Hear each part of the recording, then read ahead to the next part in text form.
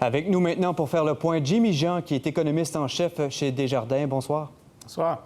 On attendait une première hausse du taux directeur dans la deuxième moitié de 2022. Là, c'est avril 2022. Qu'est-ce que ça vous indique? Dans ce qu'on dit au niveau de la Banque du Canada aujourd'hui, c'est qu'on donne une plage, en fait. C'est qu'on dit que ça pourrait être dans un horizon qui irait de avril 2022 à septembre 2022. Donc, si on prend le point milieu, ça sera environ juillet. Et nous, on avait prévu le coup chez Desjardins. On avait ajusté nos prévisions à juillet 2022 pour la première hausse de taux. Donc, ce n'est pas une grande surprise que la Banque du Canada nous annonce aujourd'hui. L'inflation a été plus forte qu'elle le prévoyait. Les pressions sont un petit peu plus persistantes. Et donc, attendre un an, c'est beaucoup trop long. Ouais. Et à combien de reprises pensez-vous qu'en 2022, le taux sera relevé? Et dans quelle fourchette? Avez-vous une idée? Je sais qu'on n'a pas de boule de cristal, mais selon vous? Nous, notre hypothèse, c'est qu'on va commencer en juillet. On va poursuivre avec une hausse probablement en octobre. Donc, ça devrait faire 2 hausses en 2022, donc 50 points de base d'augmentation des taux.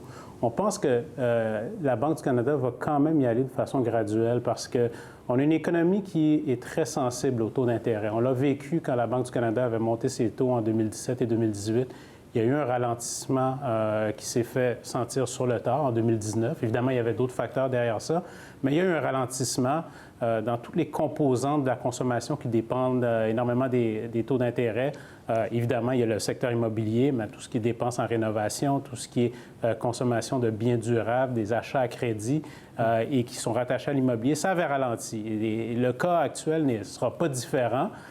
Étant donné ce qu'on a vécu durant cette pandémie, qui est une hausse fulgurante de l'activité sur le marché immobilier, c'est certain qu'il va y avoir un ralentissement de ce côté-là. Donc, la Banque du Canada va quand même y aller de prudence pour faire en sorte que ce resserrement-là ne devienne pas trop déstabilisant. Mais c'est peut-être la bienvenue en même temps. La Banque du Canada annonce également la fin de son programme d'assouplissement quantitatif où on est venu ajouter 350 milliards de dollars dans le bilan financier en rachetant des obligations du gouvernement fédéral. C'est un programme qui est venu soutenir le système financier en maintenant les taux obligataires à un faible niveau, en injectant des liquidités dans le système. Quel sera l'impact maintenant de cette décision?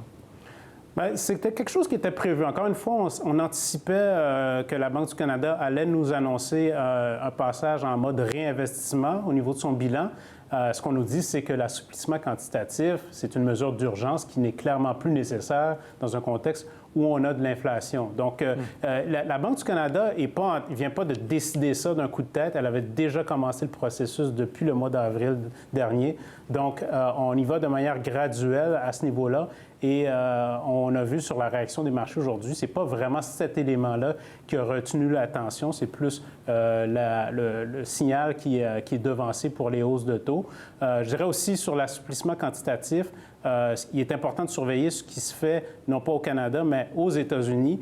Et aux États-Unis, la Réserve fédérale est encore en train d'augmenter son bilan. On va commencer ce processus-là qui a été commencé au Canada en avril. On va seulement le commencer au mois de novembre. On devra avoir complété probablement au mois de juillet. Sauf que les États-Unis ont une énorme influence sur les taux à travers le monde, y compris au Canada. Et je pense que c'est cet impact-là qui va être plus important, plus que l'assouplissement quantitatif qu'on a fait ici au Canada.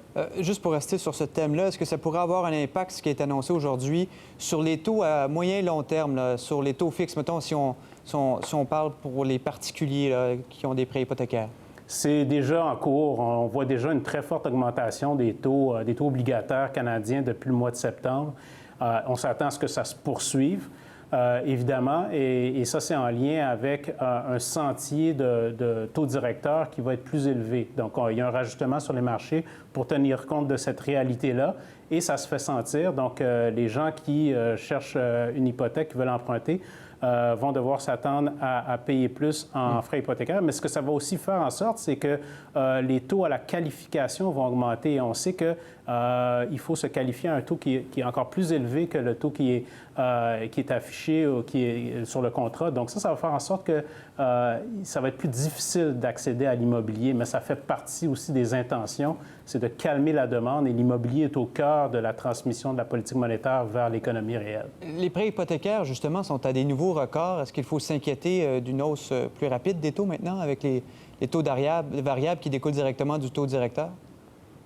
C'est certain que ça va dans cette direction-là. Encore une fois, quand la Banque du Canada a amené les taux au plancher pendant la pandémie, c'était pour ça. C'était pour stimuler l'activité immobilière, c'était pour soutenir le marché de l'habitation parce qu'on en avait besoin dans une crise sans précédent. Et le marché immobilier a répondu à l'appel, de toute évidence. On a vu une effervescence. Là, c'est le temps de passer à un autre chapitre. Et effectivement, ces hausses de taux-là vont faire en sorte que ça va être plus difficile et ça va faire en sorte que le marché devrait se calmer.